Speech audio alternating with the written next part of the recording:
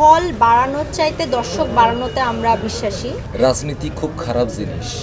এইখানে অজগর সাপড়ে কোল বালিশ বানায় আজ ধরায়া ধরা শুয়ে থাকতে হবে। একটা ডায়লগের পিছনে কিন্তু ডিরেক্টরদের অনেক এফোর্ট থাকে যে কোন ডায়লগটা দর্শক পছন্দ করবে, কোন ডায়লগটা দর্শকের মাথায় গেঁথে যাবে। সো যখন দর্শকদের মাথায় গেঁথে যায় এবং দর্শকরা সেই ডায়লগটা রিপিট করে, এটা তো আসলে একজন ডিরেক্টর বা একজন প্রডিউসার বা রাইটারের জন্য বিশাল বড় একটা ব্যাপার, এবং যেই আর্টিস্টটা ডায়লগ দিচ্ছে তার জন্য তো একটা বিশাল বড় আনন্দের ব্যাপার হয়ে যায়। তো ভালো লাগছে শুনে যে দর্শকরা ইতিমধ্যেই সিনেমাটা দেখে ডায়লগগুলো বলা শুরু করেছে বা ডায়লগগুলো মাথায় নেওয়া শুরু করেছে। It's a good feelings. না, এর আগেও আমার কাছে মনে হয় যে আপনি প্রডিউসার নাকি ডিরেক্টর নাকি রাইটার নাকি আর্টিস্ট, তার চাইতে বড় কথা হচ্ছে আমি যখন একটা কাজের সাথে আমি জড়িত থাকবো, আমার সম্পৃক্ততা থাকবে, তখন সেই কাজের জন্য যতটুকুন এফোর্ট দেওয়া সেটা আমি দেব। যখন আমি অ্যাক্টিং করেছি সেই সিনেমার জন্য যেরকম এফোর্ট দিয়েছি, আমি যখন প্রডিউসার হিসেবে দায়িত্ব পালন করছি তখনও সেই এফোর্টটাই আমি দিব। এই কারণেই আসলে দৌড়াদৌড়ি করা, কারণ সিনেমা তো আসলে একজনকে দিয়ে হয় না, সিনেমা অনেক মানুষ নিয়ে হয়। 420 রিসেন্টলি যেটা হয়েছে, মানে অনেক বছর ধরে আসলে 420-এর সিকুয়াল বা 420-এর আরেকটা ডাবল ধামাকা আসছে না কেন, এটা নিয়ে আমরা অনেক প্রশ্নের সম্মুখীন হয়েছি। প্রশ্নের সম্মুখীন হতে হতেই আসলে মাথায় এলো যে আচ্ছা ঠিক আছে, this is the high time for 840। তখনই আমরা এটাকে এক্সিকিউট করার চেষ্টা করেছি এবং হয়েছে। দর্শকদের কাছে এখন 840 চলে আসছে। ইউ নেভার নো, হতেও পারে। হলে তো মুক্তি পেয়েছে অলরেডি, লিস্ট আমরা শেয়ার করেছি। সারা দেশ থেকে আসলে আমার কাছে মনে হয় যে সাড়া পেতে তো একটু সময় লাগবে। তো বাট এখন পর্যন্ত মাল্টিপ্লেক্সগুলোতে বা অনেকগুলো হল থেকে আমরা ভালো সাড়া পেয়েছি, সবাই পছন্দ করছে, স্পেশালি স্টুডেন্টরা পছন্দ করছে।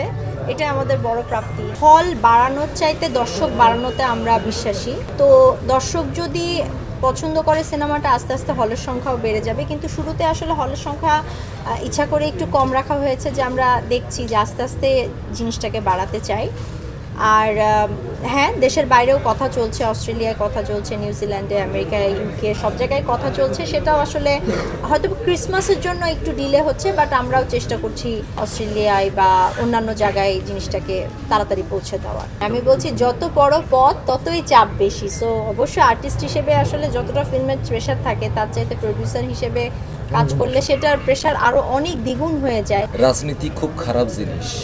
এইখানে অজগর সাপড়ে কোল বালিশ বানায় আজ ধরায়া ধরা শুয়ে থাকতে হবে। আতঙ্ক ছিল না, শঙ্কা কিছুটা ছিল। এরকম হয়েই থাকে, আগেও হয়েছে, হয়তো ভবিষ্যতে হবে। তো ওটা কোনো বিষয় নয়, কিন্তু সিনেমাটা করে আমরা খুব মজা পেয়েছি। ডিরেক্টর থেকে শুরু করে যারা যারা কলাকুশলী ছিল বা অন্যান্য ডিপার্টমেন্টে যারা ছিল, তারা খুবই আরামসে আমরা কাজটা করেছি এখন। এবং 420-র একটা বিশাল দর্শক শ্রেণী আছে, যেটা টিচার বলছিলেন।